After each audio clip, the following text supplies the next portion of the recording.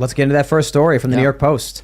Elon Musk fires Twitter lawyer James Baker over Hunter Biden story suppression. And the funny thing is, if you just read the headline, you're like, why is that news? Okay. Elon Musk fired Twitter general counsel. Okay, so it was just straight general counsel. Wow. In light of concerns about Baker's possible role in suppression of information important to the public dialogue, he was exited from Twitter today, Musk wrote on Twitter Tuesday. Musk added that he questioned Baker before his firing about the events surrounding the laptop suppression scandal, and that his explanation was unconvincing. Baker was previously general counsel for the FBI under former director James Comey and was a key figure in the Bureau's investigation into false claims of collusion between Russia and Donald Trump's 2016 presidential campaign. Full stop. The day, I believe it was the day, Donald Trump was inaugurated, a lawyer tweets, "We are going to impeach you." That lawyer later went on to represent a client whose name we won't say, and then he was part of the impeachment against Donald Trump. There have been people actively working against the president and the American people since 2016. How this man comes to leave in disgrace the FBI and then become general counsel for Twitter is very, very interesting, especially when you take a look at some of this other information. Let me see if I can pull this up. We have Josh Hawley there. Where do we have it? Is it? There we go. America First Legal. Following the Twitter files, AFL has obtained new documents uncovering a secret Twitter portal U.S. government officials used to censor dissenting COVID-19 views and violate the First Amendment.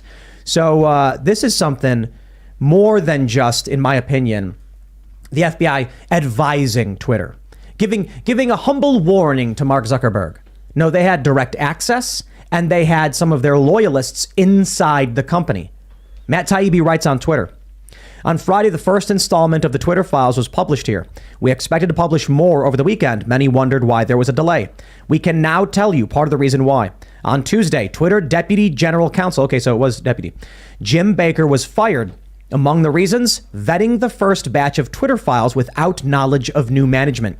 The process for producing the Twitter files involved delivery of two journalists, Barry Weiss and me, via a lawyer close to new management. However, after the initial batch, things became complicated. Over the weekend, while we both dealt with obstacles to new searches, it was Barry Weiss who discovered that the person in charge of releasing the file was someone named Jim.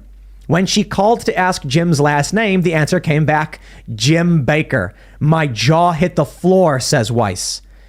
Look at this. The first batch of files both reporters received was marked Spectra Baker emails.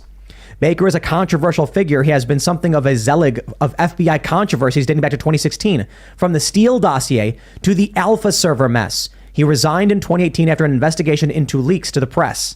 The news that Baker was reviewing the Twitter files surprised everyone involved, to say the least. New Twitter chief Elon Musk acted quickly to exit Baker Tuesday.